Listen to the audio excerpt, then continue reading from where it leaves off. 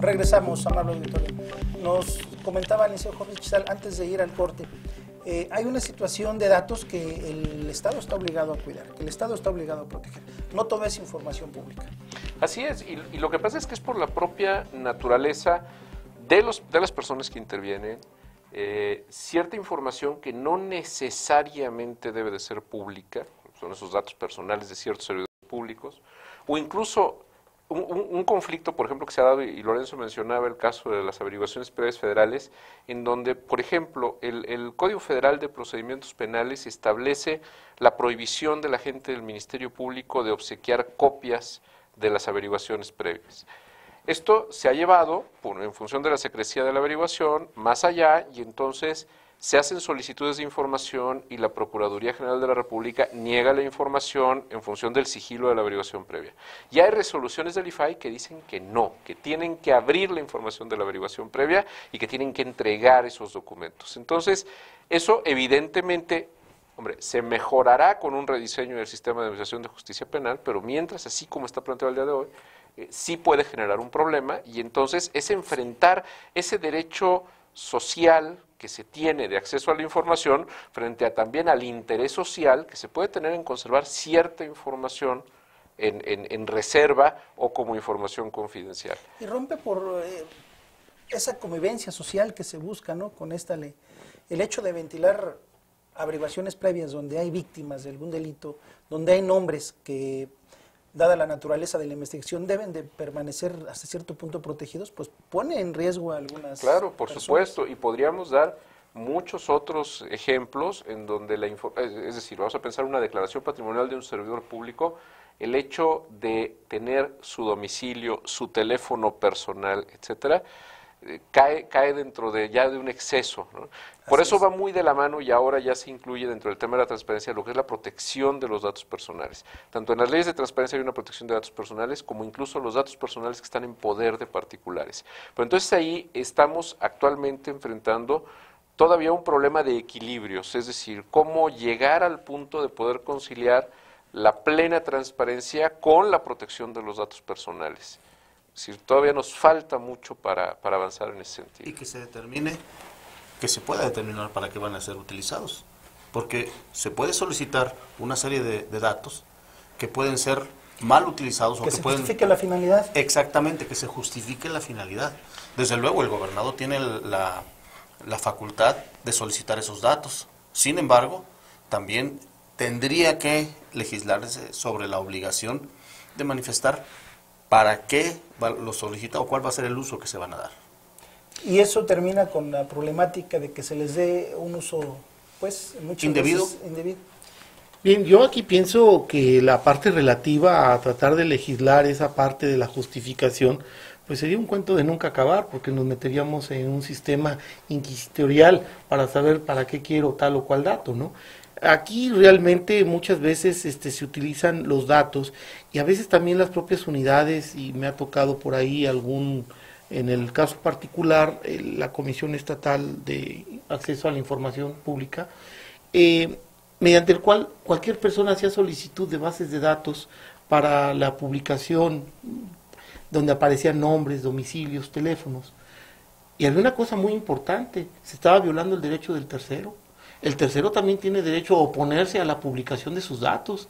Si en términos de ley de amparo para los efectos de la publicación de datos se dice que si uno se puede oponer, con mayor razón en la parte de la solicitud, cuando se piden acceso a bases de datos en donde se van a publicar nombres, la primera circunstancia es que habría que requerírsele un permiso, una autorización de la persona a la cual va a ser publicado su nombre. Porque de hecho así se hace. Lo estamos exponiendo, pero pero en la práctica realmente no se hace. Cualquier persona pide esto y es hasta cuando el tercero se da cuenta de que efectivamente se va a publicar algún dato y que él no quiere, pues existe la oposición manifiesta. Mas sin embargo, pues en esa dinámica, en lo que se ventila una controversia, pues probablemente pudieran ser publicados sus nombres y todas sus características, ¿no? Los avisos de privacidad. Los avisos de privacidad, ¿en qué momento surten efectos? O por ahí hemos escuchado que hace aproximadamente 2 semanas o 3 semanas tengo entendido que Cofetel impuso IFAI El impuso IFAI. una multa A a Telcel. Telcel de aproximadamente 2 millones de pesos, bajo el argumento de que utilizó sin su consentimiento la base de datos del propio teléfono celular para realizar llamadas tendientes a requerir la exigencia de un cobro. Así es. Y bueno, es importante mencionar que una cosa es los derechos de acceso, el derecho de acceso a la información, y otra la protección de sus datos personales que tienen, ¿qué entes están obligados? Los entes oficiales. Los entes privados, licenciado, también están obligados a esa protección de datos. Sí, como no, por supuesto. Hay una ley de protección de datos personales en poder de particulares que además y por ahí alguien utilizó esa expresión, es una caja de Pandora en la que todavía no se le ha visto el fondo.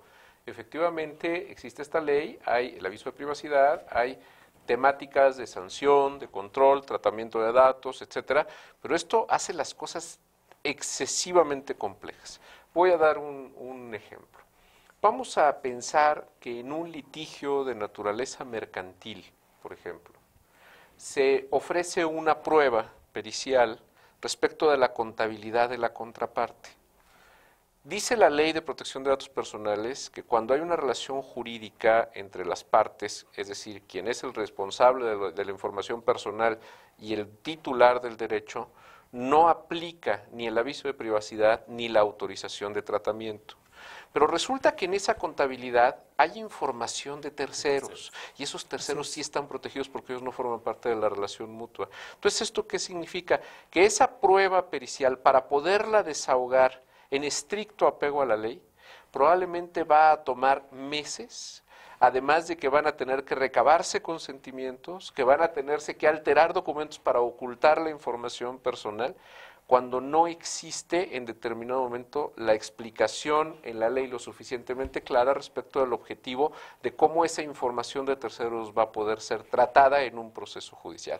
Que además, y por eso lo refería como ejemplo, ese expediente mercantil que no está protegido por ese sigilo de las averiguaciones penales, terminando se convierte en un expediente público al que van a tener acceso. Entonces, hay una gran incorporación de información personal que se va dando, que puede terminar en los archivos de transparencia y que no debe de estar ahí incluida porque se obtuvo de una manera ilegal. Es decir, hacen demasiado complejo la operatividad de estas normas. Que terminan por enredarlo en algunos asuntos. Por supuesto, por supuesto. En el tema de la corrupción, ¿cómo puede ayudar este tema de la transparencia? Para ir terminando con la corrupción, con esos manejos indebidos, muchas veces de recursos públicos. Estamos hablando, obviamente, transparencia de recursos, rendición de cuentas.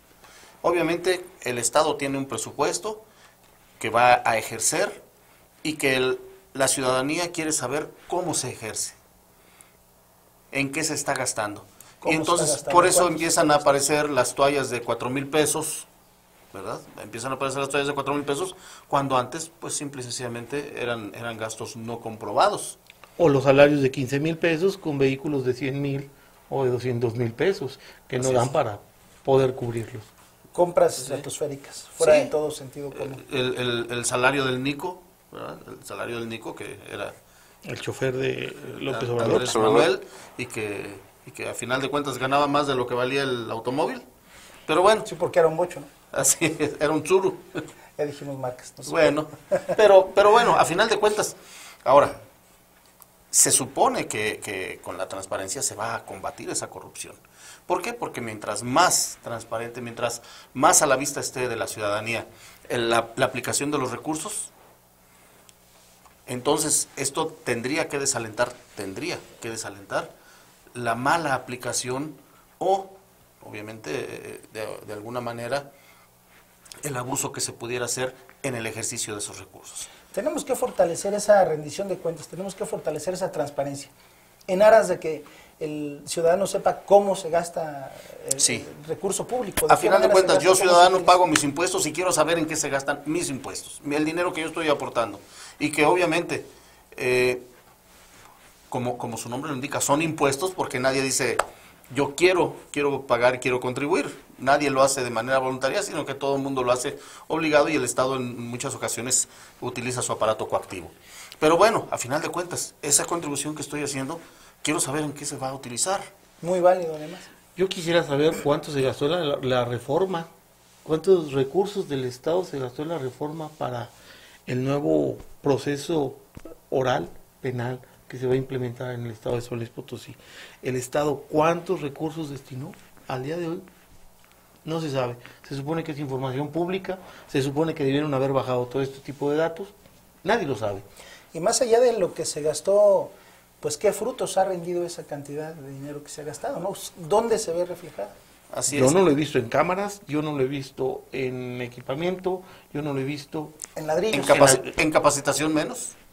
no lo he visto. Digo, espero equivocarme y que se diga, no, mira, aquí están, estos recursos fueron aplicados en tal o cual concepto, y finalmente pues que se pueda decir efectivamente fueron bien aplicados para el proceso de reforma.